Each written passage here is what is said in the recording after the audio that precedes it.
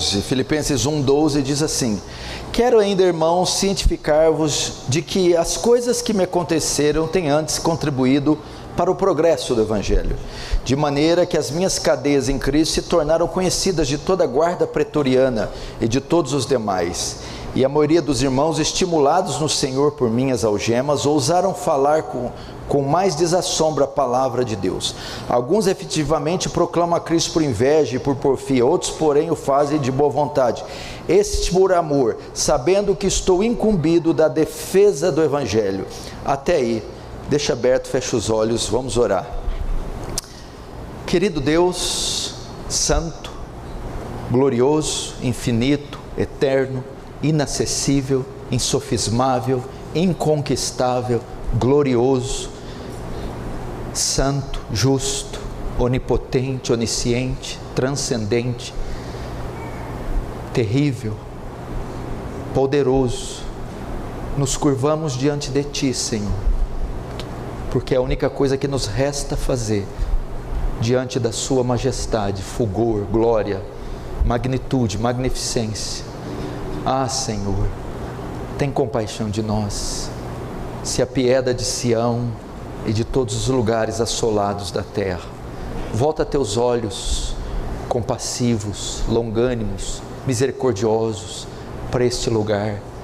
Estende as tuas mãos indulgentes, providentes, salvadoras, sustentadoras sobre nossas pequenas, frágeis vidas. Oh Deus, ampara-nos, acolhe-nos, esconde-nos, firma-nos, dirige-nos, conduze-nos. Tu que sonda os corações e da sinceridade se agrada, vê se há nele algum mal e guia-o pelo caminho eterno. Faz sua graça, Senhor, florescer entre nós. Faz sua graça, Senhor, avivar-nos, curar-nos, santificar-nos. Dá a nós entendimento, Senhor. Somos tão tardios em compreender e assimilar as coisas do reino, as coisas celestes, as coisas eternas. Ajuda-nos. Ajuda o mais fraco aqui, o mais incauto, trôpego, manco. Auxilia-o, ergue-o, sustenta-o. Não desampara nenhum de nós, a despeito dos nossos pecados. Faz teu reino avançar. Receba glória para si e nos conforma à imagem do seu Filho, em nome de Jesus. Amém. Irmãos, quero falar com vocês rapidamente aqui, uma palavra bem pastoral, visto que hoje celebraremos a ceia do Senhor. Eu não quero despedi-los depois do tempo, com o tempo estourado e esgotado. Você já se perguntou por que coisas ruins acontecem com o povo de Deus? Por que Deus permite nós passarmos, vivermos, vermos, ouvirmos, presenciarmos certas coisas? Dificilmente vai haver alguém aqui entre nós que já não passou por alguma crise, que já não presenciou alguma tragédia, que já não sofreu alguma perseguição, alguma traição, que já não passou algum tipo de sofrimento agudo. Eu não estou falando necessariamente das nossas lutas diárias. Essa todos nós, crentes incrédulos, passamos e sofremos. Mas estou dizendo daquelas coisas assustadoras, terríveis, trágicas. Aquela que quando você acorda pela manhã, é a única coisa que você não quer ouvir, nem ver, nem saber, mas infelizmente elas nos encontram. Tragédias, infortúnios, acidentes, doenças graves, infidelidade, coisas assim que trazem a nós angústia, dor, sofrimento. E outros não são só situações ocasionais ou pontuais, são situações que vão se estendendo e se tornam dilemas. Eu vivo o dilema da infertilidade, o dilema de uma doença incurável crônica, o dilema de um casamento em crise que não se resolve, o dilema de uma área financeira que vai se acumulando e vai se estendendo durante anos, o dilema de problemas emocionais, o dilema de dores e aflições que não encontram resposta da parte de Deus e sigo vivendo e sofrendo a cada dia. Por quê? Elas acontecem, e não só acontecem, mas porque acontecem com as cores que acontecem, com os tons que acontecem, com os nuances que acontecem. Algumas parecem até ter requintes de crueldade, coisas assim que, se você não visse, presenciasse, você não acreditaria que alguém é capaz de suportar, de viver. Ou às vezes questionamos a Deus: Deus, é necessário tudo isso? Precisava ser assim? Precisava ser uma provação tão severa? Uma notícia tão drástica, tão traumática? O Senhor não podia ter pegado um pouquinho mais leve, não? Mas geralmente não é assim. Deus é quem impõe os termos e nós, a única coisa que nos cabe é aceitá-los e segui-los. Mas isso acontece. Nós estamos falando aqui do homem mais santo do Novo Testamento, a figura mais imponente do cristianismo que a terra já conheceu, o apóstolo Paulo. É uma figura singular em todos os aspectos. Quando vai se falar de mente, de academicismo, de teologia, quando vai se falar de missões, de evangelismo, de plantação de igrejas, o apóstolo Paulo é o primeiro nome que vem na lista. Quando vai se falar de abnegação, renúncia, piedade, santidade, justeza, a sua mente vai convergir no apóstolo Paulo. Que figura doce, que homem que amava a Cristo. Você não encontra quase nas 3 epístolas um deslize de Paulo. A fidelidade desse homem a Cristo e a palavra dele era tão grande que fica até difícil fazer qualquer comparação com esse homem. E ele está aqui, ele foi chamado para ser um dos grandes embaixadores de Cristo. Era o grande bandeirante da fé, responsável para levar o evangelho, o reino, em todo o mundo gentílico. Era o apóstolo Paulo. Mas de repente, esse apóstolo, que já passou e havia passado por várias aflições, situações, estava com planos de expandir o reino de Deus, cheio de esperança, de projetos, de planos, de expectativa. Mas o apóstolo Paulo é pego, ele é algemado e ele é preso, e agora ele está em uma cadeia em Roma, preso com 2 soldados, um de cada lado, que fazem turno e retorno, de modo que ele não fica nem um minuto sequer sem estar acorrentado ou vigiado por um guarda romano. Todos os planos de Paulo pareciam estar frustrados. Ele perdeu a sua liberdade, ele não pode mais viajar, ele perdeu a sua privacidade, ele está encarcerado. Como pode Deus permitir uma coisa dessas para um homem tão fiel como esse? Não só fiel, era um homem que estava a serviço de Deus, trabalhando para Deus, e agora ele está impedido de continuar o seu trabalho. Está longe de família, longe de amigos, longe da igreja, com todos os seus direitos retirados e caçados. E ele vai dizer aqui: quero ainda cientificar-vos que as coisas que me aconteceram. Ele fala isso. Lá da cadeia, da prisão, ele vai escrever à igreja que está em Filipos, aos cristãos de lá. Porque ele vai prestar contas, porque todos eles estão aflitos. A igreja está chocada com a notícia. Paulo foi pego. Paulo foi preso. Os planos foram todos adiados, a missão foi interceptada. Ele está preso. A igreja entra em pânico.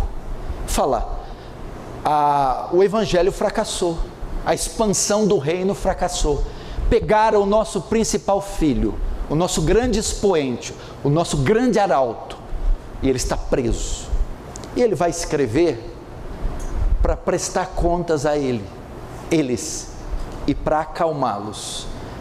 E de tantas coisas que ele escreve, ele então explica por que pessoas santas, pessoas justas, pessoas fiéis, pessoas que estão a serviço de Deus, sofrem, passam por provações, contemplam tragédias, sofrem humilhações, privações, dessa forma.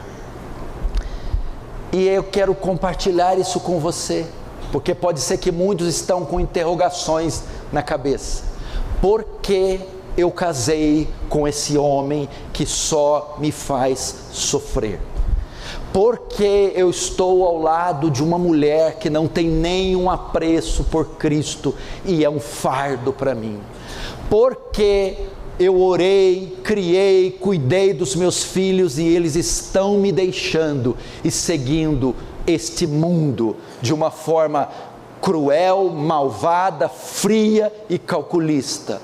Por que eu não consigo ter uma vida financeira digna e sou uma vergonha para os familiares da minha mulher ou para os familiares meus próprios familiares e para a sociedade presente? Por que essas coisas acontecem? Por quê? O texto diz: quero ainda, irmãos, cientificar-vos que as coisas que me aconteceram. Pega essa frase. Imagine que alguém está voltando de uma estrada e sofre um acidente em alta velocidade, um capotamento. O carro está cheio de crianças, o marido está ao volante, é uma família cristã, mas aconteceu isso. O texto sugere que coisas acontecem conosco, coisas acontecem conosco, tragédias acontecem conosco, tribulações vêm até nós. Qualquer dia você que vai estar aqui dizendo: aconteceu comigo, aconteceu lá em casa, aconteceu nos exames, aconteceu na minha família, aconteceu comigo. Paulo agora é a vítima. Aconteceu comigo, Filipenses. Fui pego, fui encarcerado, fui acometido de um mal. Essas coisas acontecem. E você está aí dizendo: comigo também. 3 anos atrás, quando eu fui mexer no celular dela, eu vi aquilo que eu temia, aconteceu comigo. Quando eu cheguei no quarto do menino para arrumar as gavetas e abri a gaveta, eu vi um objeto lá que eu não esperava ver, aconteceu comigo. Quando eu fui fazer um exame de rotina para ver uma situação, o exame detectou outra situação grave, aconteceu comigo. Por que acontece? Comigo, o nódulo, o câncer, com meu filho, Com meu filho, não. Com meu casamento. As coisas que me aconteceram, acontecem. Por quê? Veja só, vocês vão entender. Eu vou tentar dizer. Veja só. O apóstolo Paulo foi separado para pregar o evangelho, ok? E fez isso como ninguém. Pedro foi separado para ser apóstolo dos judeus. O grande ofício de Pedro é levar o evangelho aos judeus, aos da circuncisão. Tal região de Pedro era menor, ficava ali nos limites da Palestina, na Judéia. O apóstolo Paulo foi chamado apóstolo dos gentios. Então, o desejo de Paulo é pregar o evangelho no mundo inteiro. E na época, quem era a nação, ou qual era o regime que predominava? Era o Império Romano, que dominava o mundo inteiro, ou tinha a maior parte dos territórios sob o seu domínio. E a sede do Império Romano era Roma. E Paulo tinha desejo de expandir o evangelho, e ele queria pregar o evangelho no coração do império. Mas aqui, até na altura desse tempo, o cristianismo já estava se espalhando e já representava uma ameaça, visto o que aconteceu com Pôncio Pilatos e Herodes por causa de Jesus. O tumulto do ministério de Jesus, morte e ressurreição, já abalou muito o império e trouxe muita dor de cabeça para César. Então já via o cristianismo como uma ameaça, de forma que era impossível Paulo entrar em Roma, porque se ele conseguisse entrar, tudo saía e entrava a partir de Roma, e ele conseguiria, se pregasse na capital, fazer com que o evangelho se espalhasse ainda mais. E não tinha jeito, seria muito difícil um homem como Paulo entrar em Roma. Agora vejam só, quando Paulo é preso, e ele passa por Félix, Festo e Agripa, Paulo ele adquiriu a sua cidadania romana, ok?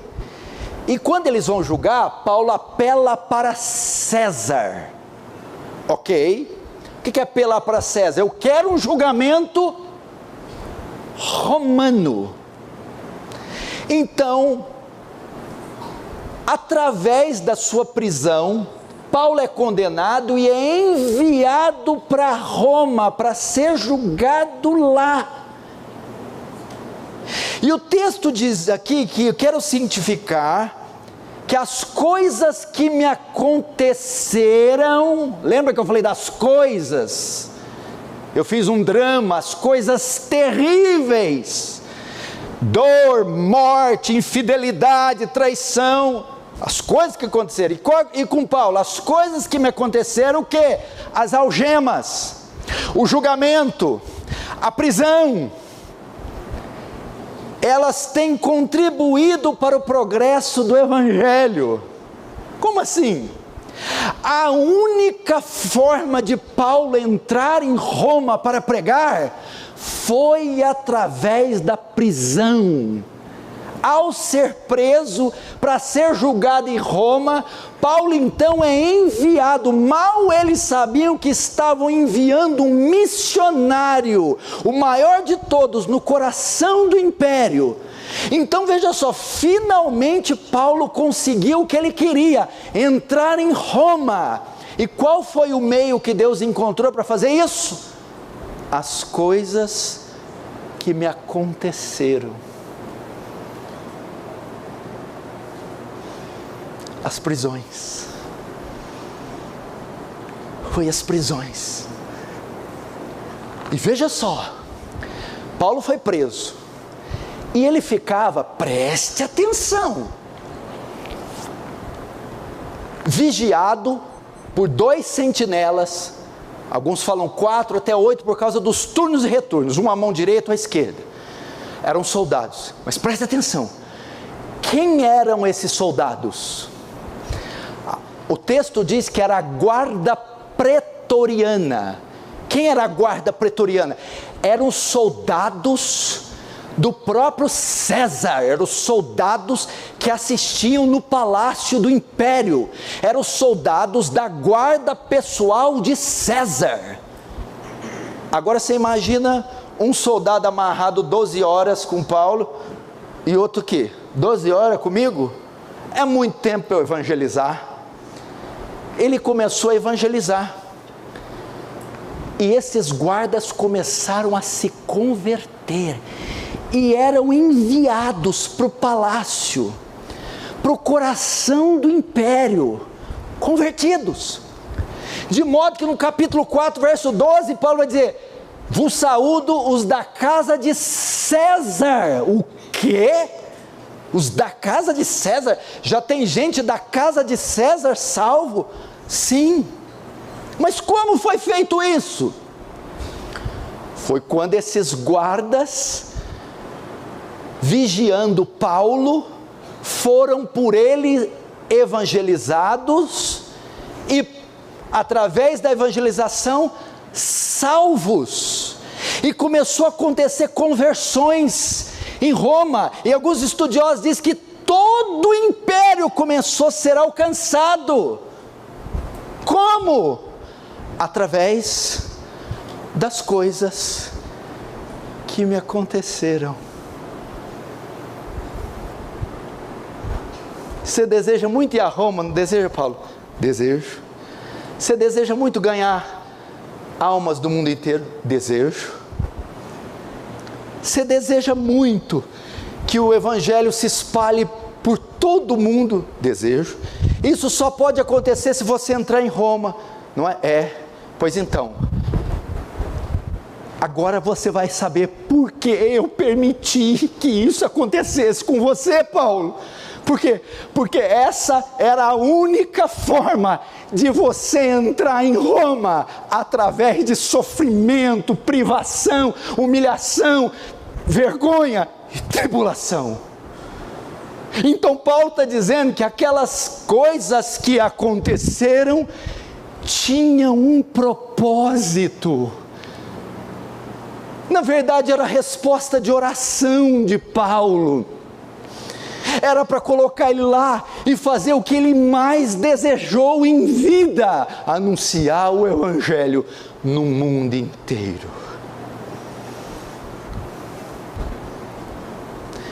Jesus disse assim, João capítulo 13, se eu não me engano.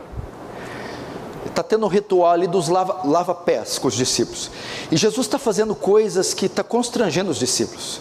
Ele tira as roupas, fica despido, pega a bacia com água, se ajoelha, põe uma toalha e começa a lavar os pés dos discípulos. E ele fala assim, o que faço agora não compreendereis, mas compreendereis. Algumas coisas nós não compreenderemos agora, mas chegará o dia que compreenderemos. Talvez quando esse homem recebeu a sentença, ele nem sabia se ia estar vivo, ele nem sabia se ia resistir à viagem de barco até Roma. Talvez ele por algum momento pudesse ficar com medo, mas quando as coisas foram clareando, tomando forma, então ele foi entendendo.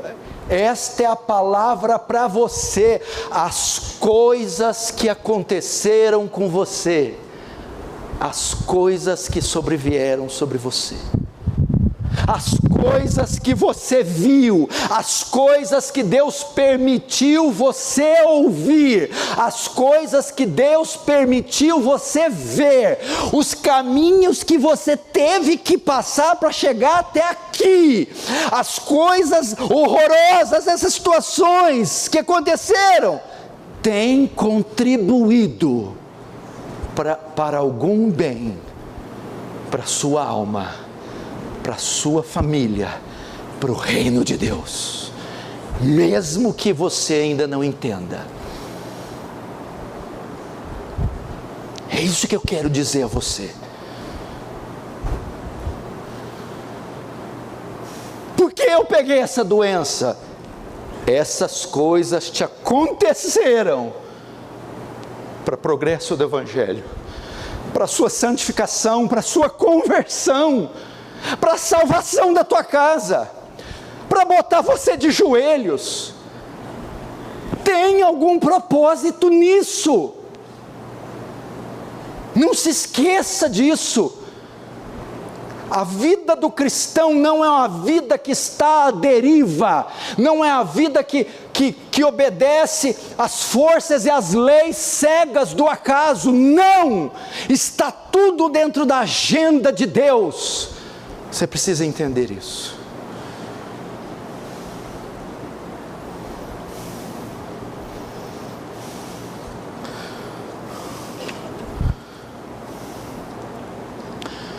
O verso 14 ainda vai mais longe. A situação de Paulo não alcançou só Roma, os incrédulos, mas a igreja. E a maioria dos irmãos, estimulados no Senhor por minhas algemas, ousaram falar com mais desassombro a palavra de Deus. Ela não some. Veja só o que a prisão de Paulo trouxe. Ela alcançou os dois eixos do reino de Deus, o mundo pagão e o mundo cristão. Ele alcançou Roma, alcançou o império, alcançou a guarda pretoriana, mas alcançou a igreja. Os irmãos, a igreja de Roma estava abatida, estava encurralada, acovardada, sonolenta. É óbvio, ser cristão no primeiro século era sinal de espada, de morte. Mas quando essas pessoas souberam o quê? Paulo foi preso, Paulo está sendo trazido para cá, e Paulo está fazendo uma arruaça na prisão, sem medo, pregando destemidamente. A igreja foi avivada. Houve um avivamento em Roma, e a maioria dos irmãos, estimulados no Senhor por minhas algemas, ousaram falar com mais coragem a palavra de Deus.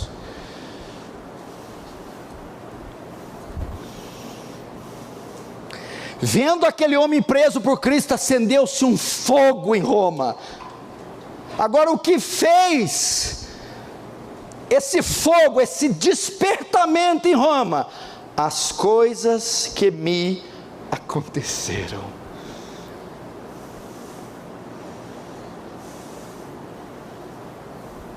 Deus está usando isso, menino, para despertar tua mãe, para despertar teu pai.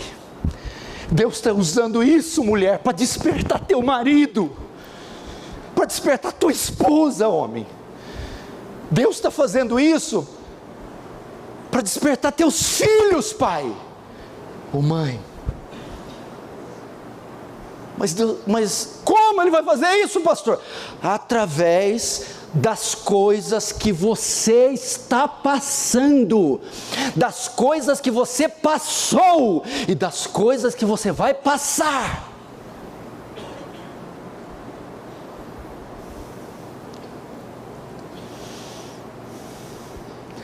A igreja se contagiou, se avivou, foi encorajada.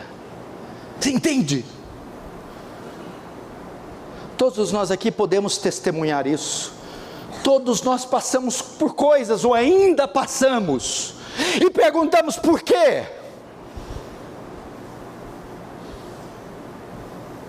Porque essas coisas, de alguma forma, vão contribuir. Entenda, ele não entraria em Roma se não fosse pelas cadeias. Você precisa entender que talvez orações que você fez passem por isso que você está passando. Você precisa passar por isso, para que alcance, chegue no caminho, no alvo que você traçou. Então não tem nada de errado. Esse é só um meio para chegar aonde você deve chegar, tem que chegar. E ouça, vai chegar. Qual que é o meio, pastor? As coisas que me aconteceram.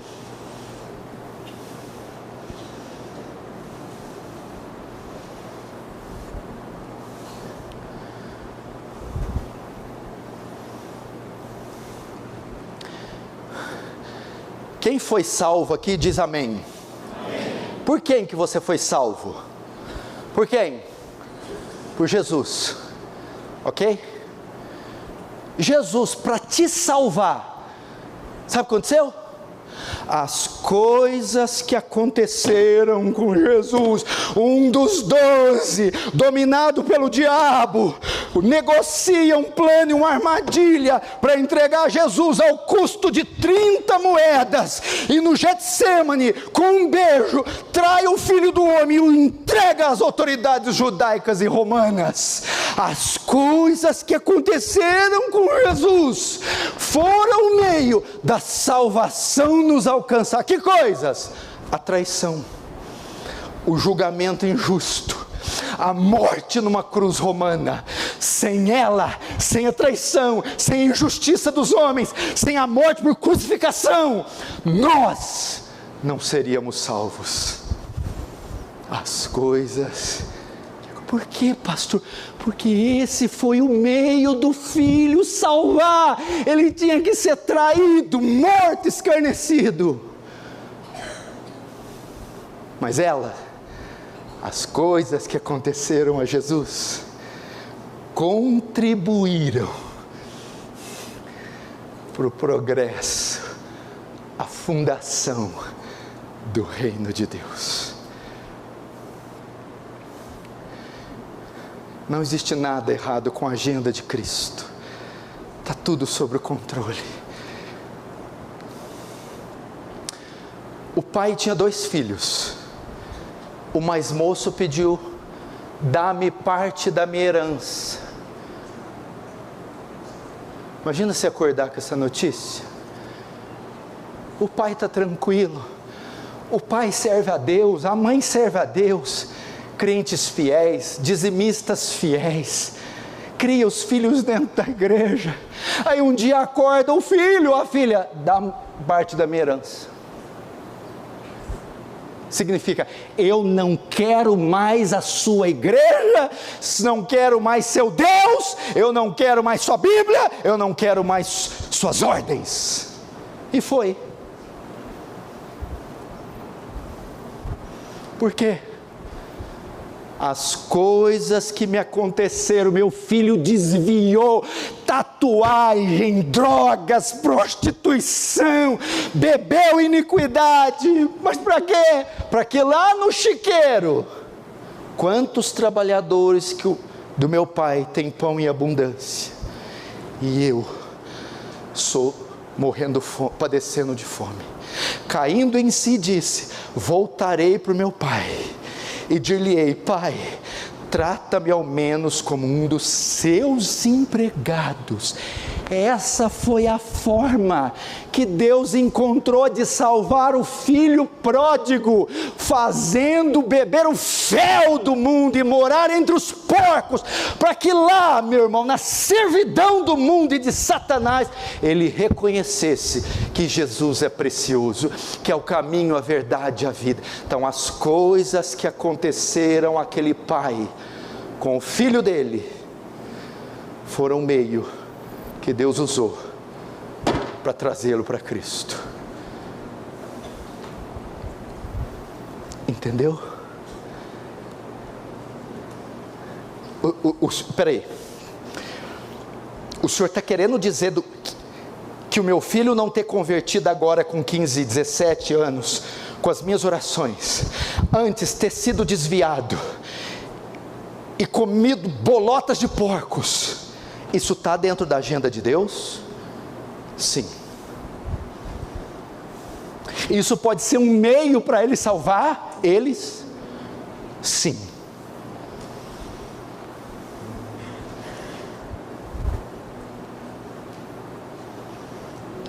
Eu já falei isso várias vezes. Presta atenção nisso aqui. Presta atenção nisso aqui, Gustavo. O que o filho pródigo fala quando ele está no chiqueiro, Denilson? Quantos trabalhadores do meu pai têm pão com a bunda? Ele sentiu um desejo pelo pão tão grande. Mas presta atenção, ele já tinha esse pão todo dia. Ele morava com o pai. mas ele não via o valor do pão, até que ele foi para uma terra distante, até que ele perdeu tudo, até que ele ficou no chiqueiro. Aí ele percebeu: meu Deus, o que eu perdi? Como era bom o conforto da meu pai, a cama, o pão, agora eu estou aqui. Assim é com o evangelho. Tem menino, criança que nasce na igreja, nasce nos cultos, mas não vem o valor da igreja, não vem o valor do evangelho, não vem o valor dos cultos. Só depois que eles saem, que eles tomam a surra do diabo, do inferno, então eles vão entender: meu Deus, como meu pai estava certo, como era preciosa a igreja, como era tremenda a comunhão com os irmãos, como Jesus é tudo que eu preciso. Alguns meninos só verão o valor que o evangelho tem, só verão o quanto Cristo é bom quando descobrirem o quanto Satanás é mau. Só verão o quanto o evangelho satisfaz quando verem o quão vazio é o mundo. E foi isso. Estava todo dia com o pão lá no chiqueiro. Meu pai tinha razão, minha mãe tinha razão. Meu Deus, eu quero. Fique tranquilo, pai, você orou, você ensinou. Descansa, descansa. O Senhor está na cola deles, está vendo cada um deles. Eles vão ter que passar por esses caminhos para eles aprender que só o Senhor é Deus, que só o Senhor é Deus.